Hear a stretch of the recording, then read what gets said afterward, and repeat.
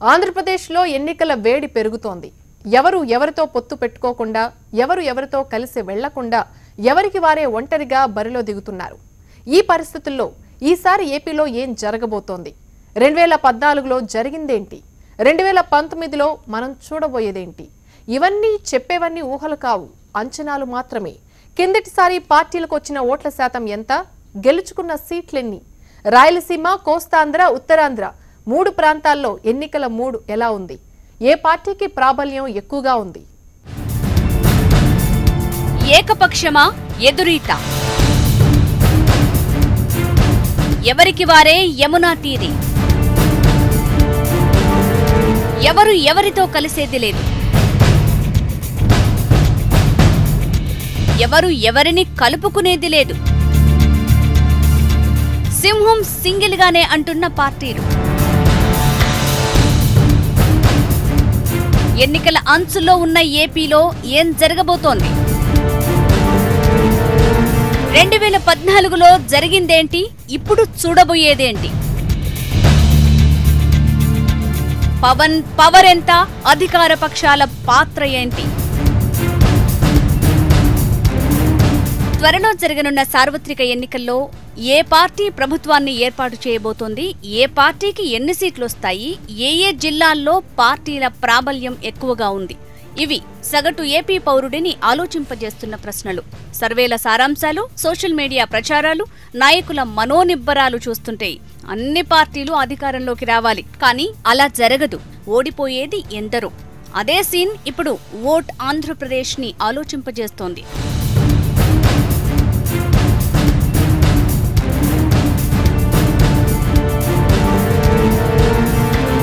హోరాహోరీగా నువ్వా నేనా అన్నట్టు సాగిన 2014 ఎన్నికల్లో తెలుగుదేశం పార్టీ అధికారాన్ని హస్తగతం చేసుకుంది. సైకిల్ను పంచర్ చేసి ఫ్యాన్ గాలిని హై స్పీడ్ మీద రన్ చేద్దామనుకున్న వైఎస్ఆర్సీపీ ప్రధాన ప్రతిపక్షానికే పరిమితమైంది. ఏపీ విభజన అంశం కాంగ్రెస్ మీద కసి పెంచేలా చేసింది. అంతటితో ఆగిందా? లేనేలేదు. ఆ పార్టీకి కనీసం ఒక్క సీటు కూడా దక్కనివ్వకుండా ఆంధ్ర జనం ఆగ్రహంతో ఊగిపోయారు. అలా హస్తరేఖలు 2014లో పూర్తిగా కనుమరుగయ్యాయి. అప్పుడే పుట్టిన జనసేనాధిపతి టీడీపీకి దన్నుగా నిలిచి బాబు వెనుక బాలుడు అనిపించుకున్నాడు పవన్ కళ్యాణ్. కమలనాథులు కూడా బాబుతో పాటే కదిలి తెలుగుదేశం విజయంలో పాలు పంచుకున్నారు.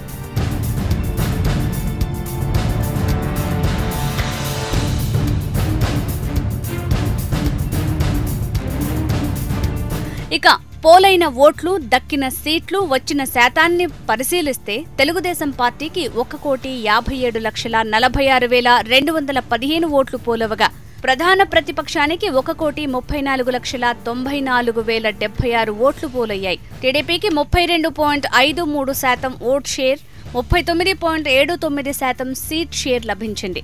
వైసీపీకి 27.9% ఓట్ షేర్, 23.8% సీట్ షేర్ దక్కింది. ఓట్ షేర్ రెండు పార్టీలకు కేవలం 5% కాగా సీట్ షేర్కొచ్చేసరికి అది 16%కి పైగానే చేరిపోయింది. అంటే పోలైన ఓట్లలో ఒక్కటి అటు ఇటు అయినా కానీ దాని ప్రభావం సీట్లపై భారీగానే పడిపోతుంది. అదే నిజమని 2014లో ఏపీలో మరోసారి రుజువైంది. పోలైన ఓట్ల శాతం అధికారాన్ని ఏ మేరకు ప్రభావితం చేయగలదో ఏపీ ఎలక్షన్స్లో పార్టీకి తెలిసొచ్చింది.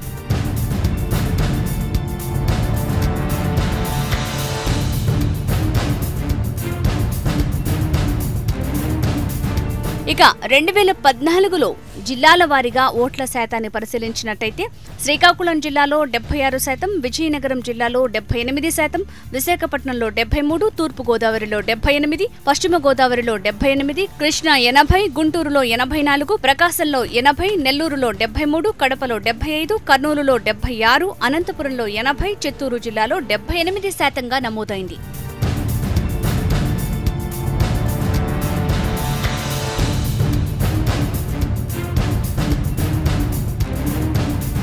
మొత్తంగా విభజన తర్వాత జరిగిన ఎన్నికల్లో 175 స్థానాలకు ఏపీలో ఎన్నికలు జరిగితే తెలుగుదేశం పార్టీ 102 స్థానాల్లో, వైసీపీ 67 చోట్ల, 4 బీజేపీ, ఇతరులు 2 చోట్ల విజయం సాధించగా తెలుగుదేశం అధినేతగా చంద్రబాబు నవ్యాంధ్ర తొలి ముఖ్యమంత్రి అయ్యారు.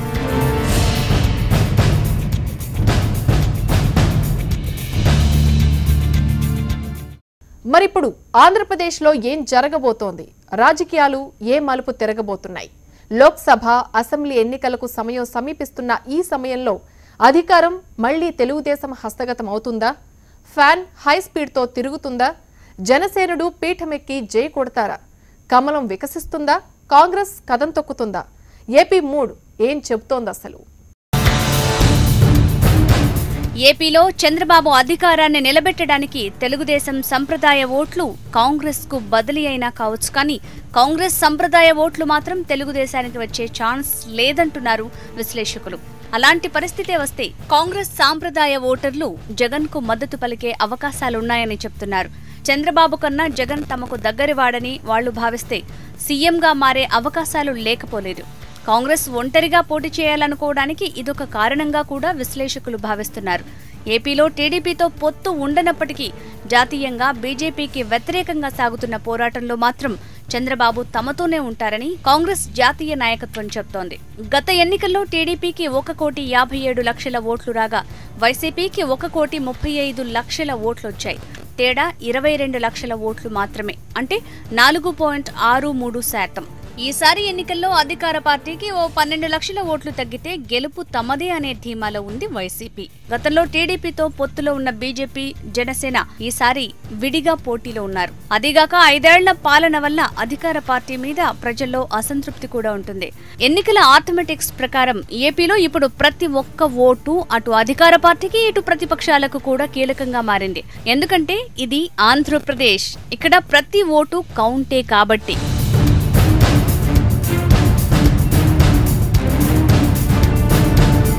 ఏపీలో వాస్తవానికి కాంగ్రెస్ పరిస్థితి ఏమంత ఆశాజనకంగా లేదు. ఆంధ్రప్రదేశ్ ఓటర్లు రాష్ట్ర విభజన ఆక్రోశం మొత్తాన్ని గత ఎన్నికల్లో కాంగ్రెస్ మీద వెళ్లగక్కారు. ఆ పార్టీకి ప్రస్తుతం ఒక్క శాసనసభ్యుడు కూడా లేడు. పార్టీకి జవసత్వాలు పోయగల ఆర్థిక స్తోమత కూడా లేదు. ప్రత్యేక హోదా కోసం ఉద్యమం సాగినప్పుడు కాంగ్రెస్ ప్రాధాన్యం 1-2 నెలలు కొంచెం పెరిగినట్టు కనిపించినా అది కొనసాగలేదు. అయినప్పటికీ కాంగ్రెస్ కు ఎంతో కొంత ఓటు బ్యాంకు ఇప్పటికీ ఉంది. ప్రియాంక ఎంట్రీ తర్వాత కాంగ్రెస్ అభిమానుల్లో సహజంగానే కొంత ఉత్సాహం వచ్చింది. రాహుల్ శాంత స్వభావానికి ప్రియాంక వేగం తోడైతే కాంగ్రెస్ కు మళ్లీ మంచి రోజులు వస్తాయని ఆ పార్టీ ఏపీ నేతలు ఆశిస్తున్నారు. పైగా కాంగ్రెస్ కు సెక్యులర్ పార్టీ అనే పేరుంది. పార్టీ ఏమాత్రం పుంజుకున్నా మైనారిటీలు, మత సామరస్యవాదులు అటుగా చూసే అవకాశాలు లేకపోలేదు. ఈ ఎన్నికల వరకు యాంటీ కుంబెన్సీ ఓట్లు ప్రత్యర్థులకు పోకుండా కాంగ్రెస్ కు పడినా చాలు అనే వ్యూహంతో ఆ రెండు పార్టీలు ఉన్నాయి.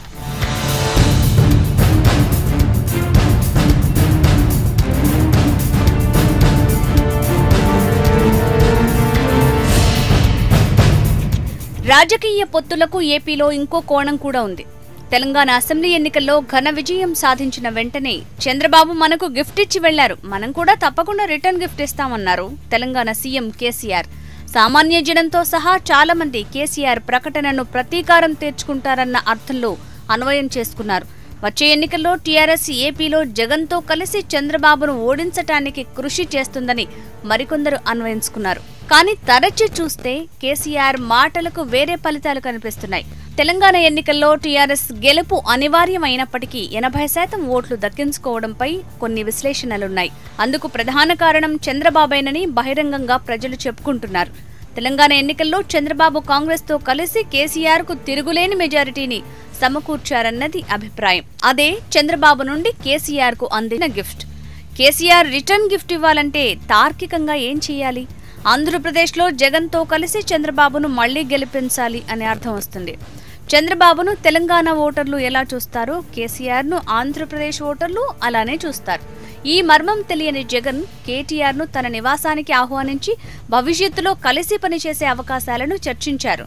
జగన్ కేటీఆర్ సమావేశం ఏపీలో సహజంగానే టీడీపీకి రిటర్న్ గిఫ్ట్ గా మారిందంటున్నారు విశ్లేషకులు.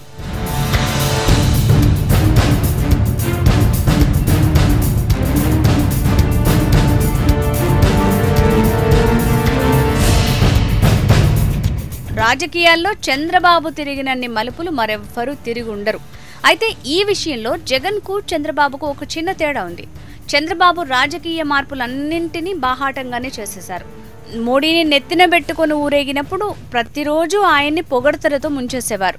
మోడీతో విభేదించాక ఆయన్ని ప్రతిరోజు విమర్శిస్తూనే ఉన్నారు. మోడీ ప్రభుత్వాన్ని కూల్చివేయటమే తమ ధ్యేయమని బాహాటంగా అనేస్తున్నారు. జగన్ అలా కాదు, వచ్చే ఎన్నికల్లో మోడీని వ్యతిరేకిస్తానని వారు గట్టిగా చెప్పలేకపోతున్నారు. పోనీ మోడీని సమర్థిస్తానని కూడా వారు నోరు విప్పి చెప్పలేకపోతున్నారు. రాజకీయాల్లో ఇదొక స్థితి.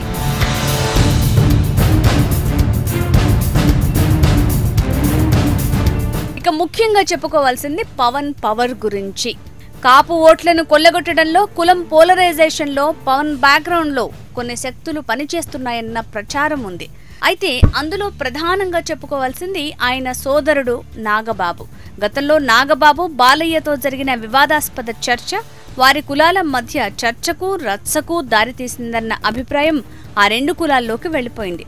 ఈ నేపథ్యంలో కుల క్యాలిక్యులేషన్ ఎటువైపు నుంచి ఎటు తిరుగుతుందో చూడాలి.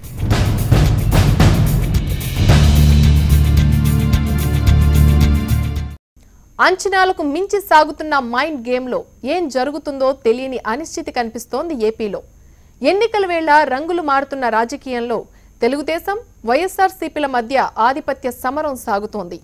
ఏపీ కేంద్రంగా నడుస్తున్న ఎన్నికల రణరంగం ఏం చెప్తోంది? పూర్తి వివరాలు ఏపీ బ్యూరో చీఫ్ ఈశ్వర్ అందిస్తారు.